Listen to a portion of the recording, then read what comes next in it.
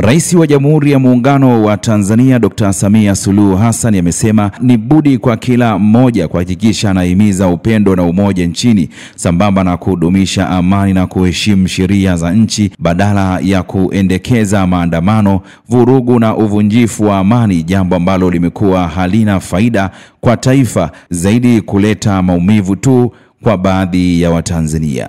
Dr. Samia ametoa kauli hiyo muda mfupi baada ya kuapishwa kuwa rais wa Tanzania jijini Dodoma kwenye viwanja vya Gwaride, mara baada ya kuibuka kinara katika uchaguzi mkuu uliofanyika Oktoba 29 mwaka 2025, ambapo katika hotuba yake amesisitiza umuhimu wa amani nchini na kuonya kuhusu wanaoshawishi na wanaoratibu ghasia na uvunjifu wa amani uliojitokeza katika baadhi ya mikoa kwa lengo la kuharibu upigaji kura wa Jumatano Oktoba 29.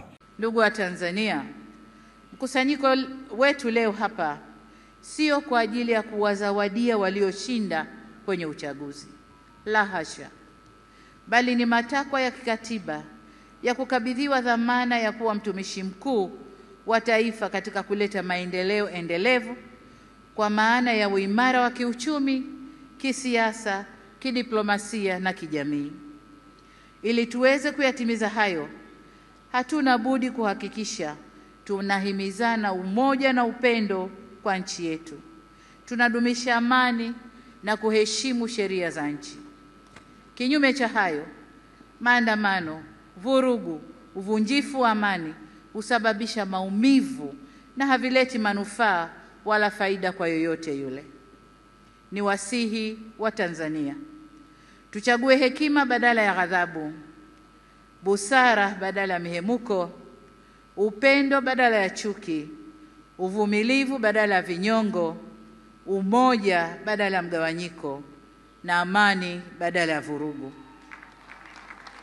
Lakini vile vile ni wajibu wetu kuchagua unyenyekevu badala ya kiburi na huruma badala ya hasira. Taifa letu ni moja na lina nguvu zaidi kuliko mtu yoyote yule. Demokrasia haipimwi kwa nani kashinda uchaguzi, bali kwa jinsi tunavyoendesha mambo yetu baada ya uchaguzi. Tutakuwa na nguvu zaidi pale kila sauti chanya au hasi zitakaposikilizwa, kuheshimiwa na kuthaminiwa, na vile vile tunapoweza kuponya wenye maumivu. Hii si kazi ya upande mmoja wa serikali peke yake, bali ni kwa kila jumuiya za wananchi, vyama vya siasa, dini zetu na kila mwananchi.